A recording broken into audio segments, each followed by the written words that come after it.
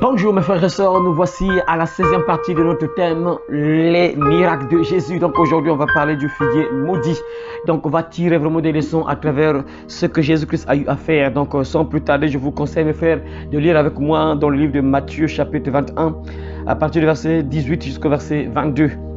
Le matin, en retournant à la ville, il y eut faim. Voyant un figuier sur le chemin, il s'en approcha, mais il n'y trouva que des feuilles. Et il dit que jamais fruit ne naisse de toi. Et à l'instant, le figuier sécha. Les disciples qui virent cela furent étonnés et dirent: comment ce figuier est-il devenu sec en un instant?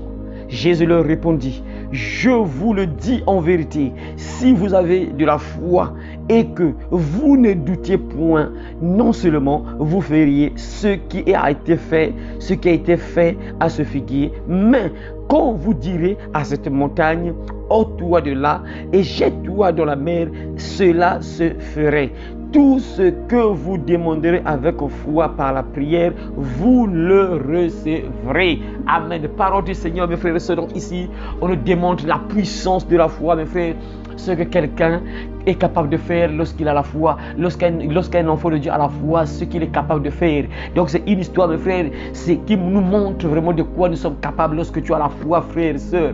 Toi qui paniques n'importe comment, regarde un peu l'histoire là, ce que Jésus dit ici. Mes frères, c'est tellement puissant, le message est tellement puissant. C'est une leçon vraiment qui nous donne vraiment que on doit avoir vraiment la foi, on doit vraiment avoir confiance en Jésus. Regardez ici, mes frères, il s'adresse à ce figuier. Lorsqu'il a vu que le figuier n'avait pas de fruits, il s'adresse au figuier: que jamais fruit ne naisse de toi. Et à l'instant, le figuier sécha. Regardez mes frères, ce qui est très étonnant ici, mes frères, Jésus s'adresse au figuier. Jésus parle avec le figuier, un arbre, mes frères. Donc là, ça nous montre encore la puissance de la parole. Il faut comprendre, frère. Voilà pourquoi quand tu pries, il faut croire à ce que tu déclares. Il faut avoir la foi. Et quand tu déclares ces paroles-là, ces paroles sont sacrées. Regardez là, Jésus s'adresse il parle avec un figuier. Un figuier, en fait, il ne parle pas, mais le figuier vit. Le figuier respire, le figuier vit, mes frères. Et le figuier a donc les oreilles. Si Jésus s'adresse à un arbre, c'est que l'arbre peut écouter. Jésus va dire au figuier que jamais fruit ne naisse de toi. Et à l'instant, le figuier sécha, mes frères. Il a juste parlé. C'est ça, beaucoup de gens parfois ne voient pas les miracles de Dieu, ne voient pas la main de Dieu. Pourquoi? Parce qu'il y a tellement trop de doutes. C'est des gens qui veulent voir d'abord, après ils vont croire. Non, il faut croire d'abord avant de voir. Voilà pourquoi Jésus a dit, bien sûr, à Thomas: heureux ceux qui ont cru sans avoir vu. Il faut croire. Tu vois rien, mais tu crois. Regardez ce que Jésus fait. Il parle à l'arbre, il parle au figuier que jamais fruit ne naisse de toi. Aussitôt, à l'instant, le figuier a séché, mes frères. La puissance de la parole, la puissance de la foi. Et quand il dit ça, mes frères, c'est avec foi. Les disciples virent cela, furent étonnés. Les disciples s'étonnent et disent: comment ce figuier est-il devenu sec en un instant? Même les disciples étaient étonnés. Comment ce figuier-là a séché en un instant? Juste en parlant, il a juste parlé avec le figuier, mais aussitôt le figuier sèche. Aussitôt, mes frères, incroyable. Même les disciples étaient étonnés. Et c'est là où Jésus-Christ va donner la leçon. Jésus-Christ va donner la leçon. Il va dire quoi? Jésus leur répondit: je vous le dis en vérité, si vous aviez de la foi, et que vous ne doutiez point, non seulement vous feriez ce qui a été fait à ce figuier, mais quand vous direz à cette montagne: ôte-toi de là et jette-toi dans la mer, cela se ferait. Jésus va transmettre la leçon à ses disciples, puisque les disciples étaient étonnés. Ils étaient étonnés de voir le figuier qui était comme ça, bien portant. En un instant, il parle avec le figuier. Aussitôt, le figuier sèche. Les disciples s'étonnent, c'est normal, parce que comment ça, un figuier, on voit le figuier, il est bien porteur, tout ça. En un instant seulement, il parle avec le figuier et le figuier sèche. Et Jésus va leur dire quoi? Il va dire que si vous aviez de la foi, est-ce que tu as de la foi, mon frère? Tu veux que Dieu débloque ton problème, tu veux que Dieu te guérisse, tu veux que Dieu puisse te délivrer, tu veux que Dieu puisse ouvrir les portes qui sont fermées dans ta vie. Mais est-ce que tu crois d'abord? Jésus dit à ses disciples, il ne parle pas à n'importe qui, il parle à ses disciples: si vous aviez de la foi, Si vous avez de la foi, donc si tu as la foi, tout est possible à celui qui croit, mon frère. La base d'un enfant de Dieu, c'est la foi. Tu ne peux pas être un enfant de Dieu si tu n'as pas la foi. Un enfant de Dieu a la foi. Il sait que je ne suis pas seul. Je sais que Dieu est avec moi. Quand je déclare ces paroles, je sais que Dieu agit. Dieu m'écoute. Dieu intervient. Dieu m'exauce. C'est ça un enfant de Dieu. Un enfant de Dieu a la foi. Il sait que je ne suis pas seul. Et quand je prie là, je sais qu'il y a un Dieu qui est quelque part, qui m'entend. Je sais que je ne suis pas seul. Je sais que Dieu m'écoute quand je prie là. Dieu m'écoute quand je prie à lui. Je sais que mon Père m'écoute. C'est ça, Jésus dit, si vous avez de la foi, si tu crois, mon frère, si tu ne doutes pas, et que tu ne doutes pas, c'est ça le problème. Parce qu'il y a des gens parfois, tu pries, mais tu as encore des doutes. Ah, est-ce que la maladie là va partir? Tu pries, tu vois la maladie qui fait un peu de grimace. Ah, est-ce que la maladie va partir? Tu commences à douter. Non, il ne faut pas douter. Quelqu'un qui a la foi ne doute pas. Quand tu pries, tu crois. Tu ne doutes pas. Tu veux, ah bon, est-ce que ça va marcher? Non, un enfant de Dieu qui a la foi ne doute pas. Les doutes font disparaître la foi. Voilà pourquoi il ne faut pas douter. C'est très dangereux. Parce que quand tu commences à douter, l'apôtre Jacques a dit, si quelqu'un doute, tu es comme des flots de la mer, donc les vagues de la mer qui montent, qui descendent. Et l'apôtre Jacques va dire qu'une telle personne ne doit pas espérer être exaucée. Une telle personne ne peut pas espérer avoir quelque chose de Dieu. Tu ne peux pas espérer avoir quelque chose de Dieu quand tu doutes, quand tu es comme les flots de la mer. Aujourd'hui tu crois, demain tu ne crois pas. Aujourd'hui tu crois, demain tu ne crois pas. Aujourd'hui tu as de l'espoir, demain tu es désespéré. Aujourd'hui tu as de l'espoir, demain tu es désespéré. Non, tu peux rien recevoir de Dieu quand tu es comme ça, quand tu es là. Aujourd'hui tu doutes, aujourd'hui tu crois, demain tu doutes. Aujourd'hui tu crois, demain tu doutes. Une telle personne ne peut pas être exaucée. Jésus dit ici, si vous aviez de la foi et que vous ne doutiez point, est-ce que d'abord tu as la foi, mon frère? Tu veux que Dieu puisse intervenir dans ta vie. Tu es en train de prier, mais est-ce que tu as d'abord la foi, mon frère? Est-ce que tu crois que lorsque je prie là, Dieu est puissant? Dieu peut m'exaucer, Dieu peut me guérir, Dieu peut me libérer, Dieu peut me sauver, Dieu peut changer ma famille, Dieu peut délivrer ma famille, Dieu peut guérir mon enfant, Dieu peut guérir ma maman, Dieu peut guérir mon frère. Est-ce que tu crois d'abord, mon frère, que Dieu est capable de le faire? Parce que si tu ne crois pas encore, ça c'est déjà un obstacle déjà. La Bible dit, sans la foi, il est impossible de être agréable, car il faut que ceux qui s'approchent de Dieu croient que Dieu existe et qu'il est le rémunérateur de ceux qui le cherchent. Donc sans la foi, si tu le cherches, tu dois avoir la foi. Et si tu ne crois pas que Dieu est vivant, Dieu est réel, Dieu peut sauver, Dieu peut ouvrir les portes, Dieu peut guérir, Dieu peut changer la vie d'une personne, si tu ne crois pas, tu ne verras pas la main de Dieu dans ta vie, mon frère. Tu dois avoir la foi. Si tu as besoin d'avoir la foi, il faut lire la Bible et écouter la parole de Dieu et tu auras la foi, mon frère. Si tu n'as pas la foi, tu vois que ta foi là n'est pas solide. Tu dois aimer écouter la parole. Écoute beaucoup la parole de Dieu. Il faut beaucoup lire la parole de Dieu ou bien écouter la parole de Dieu. Plus tu vas écouter, ta foi va grandir. Et si tu n'écoutes pas la parole, ta foi ne pourra jamais grandir. La Bible dit quoi? La foi vient de ce que l'on entend et ce que l'on entend vient de la parole de Christ, la parole de Dieu. Donc il faut écouter la parole. Quand tu écoutes la parole, ta foi augmente au fur et à mesure parce que tu vois les témoignages, tu entends ce que Jésus a fait, tu vois la puissance de Dieu dans la Bible, tu vois ce que Dieu est capable de faire et ça t'augmente la foi. Donc il faut aimer écouter la parole,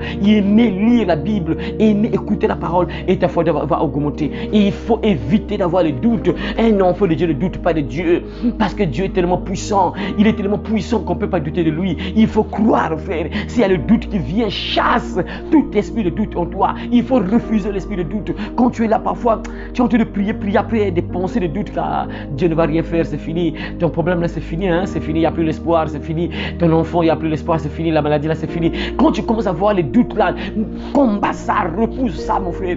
Repousse ça. Il faut combattre l'esprit de doute. Quand tu as les doutes, tu ne seras pas exaucé, frère. Donc voilà pourquoi il faut refuser. Il faut combattre l'esprit de doute. Et Jésus va dire, si vous avez de la foi et que vous ne doutez pas, vous allez faire des choses extraordinaires. Il dit quoi? Tu peux dire à cette montagne, oh toi de là va te jeter de l'autre côté là-bas. La montagne va obéir, mes frères et sœurs. Incroyable, vrai. Et il dit bien, tout ce que vous demandez avec foi par la prière, vous le recevrez. Donc quand tu pries même, il faut qu'il y ait la foi.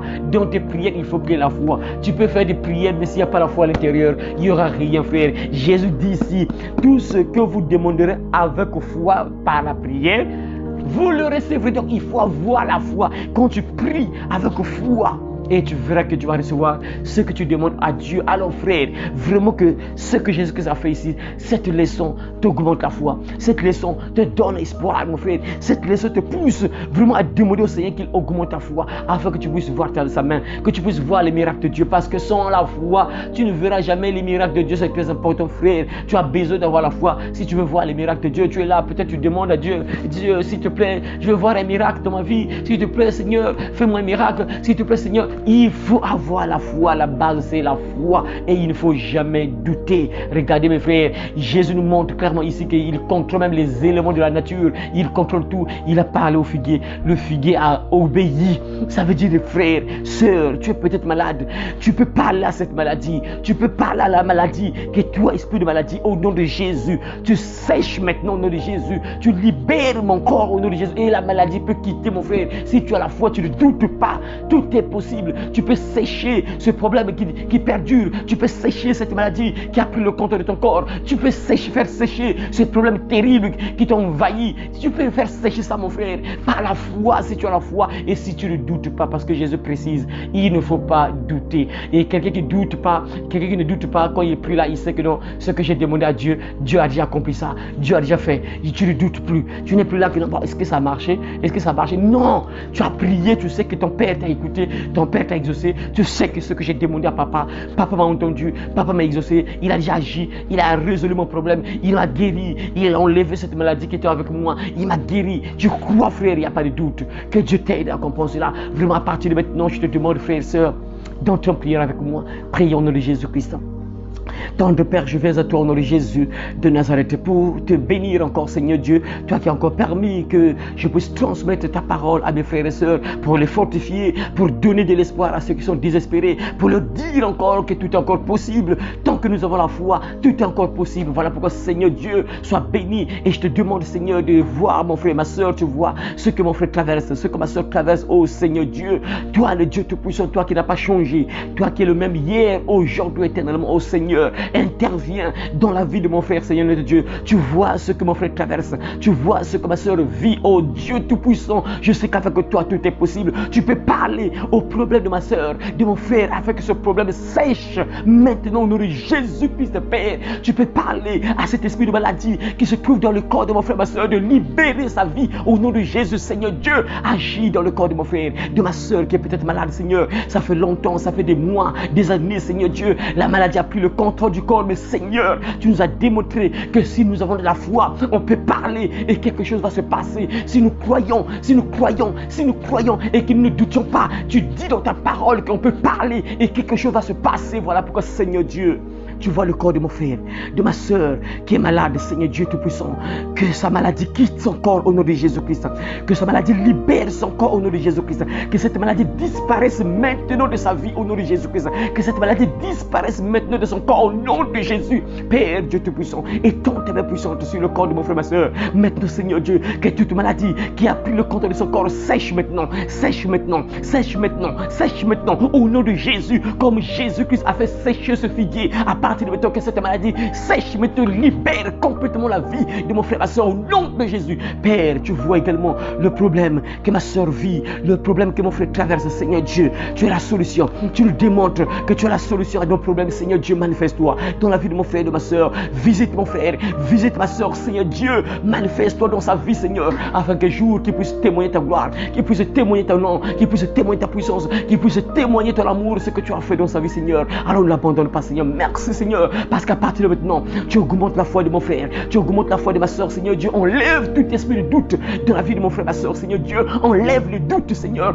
Enlève le doute dans la vie de mon frère, ma soeur, parce que nous, les enfants de Dieu, on ne doute pas de toi, Père, parce que tu es tellement puissant qu'on ne peut pas douter de toi, Seigneur Dieu. Merci, Seigneur, parce que tu fortifies mon frère, tu fortifies ma soeur par ce message. Merci parce que tu donnes encore de l'espoir à mon frère, tu donnes encore de l'espoir à ma soeur, Seigneur, qui était sûrement désespérée par rapport à ce qu'elle traverse, par par rapport à ce que mon frère vit. Seigneur Dieu, merci parce que tu as encore redonné de l'espoir à mon frère, ma soeur. Sois élevé, Père. Sois béni aujourd'hui à jamais dans le nom glorieux et puissant de notre Seigneur et Sauveur, Jésus-Christ de Nazareth. Nous avons ainsi demandé et prié. Amen.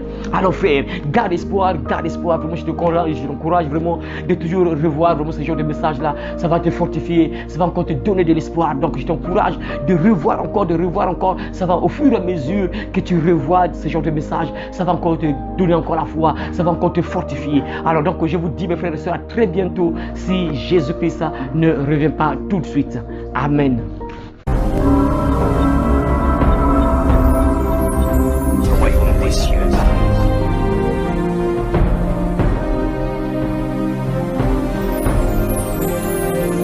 Repentez-vous, car le royaume des cieux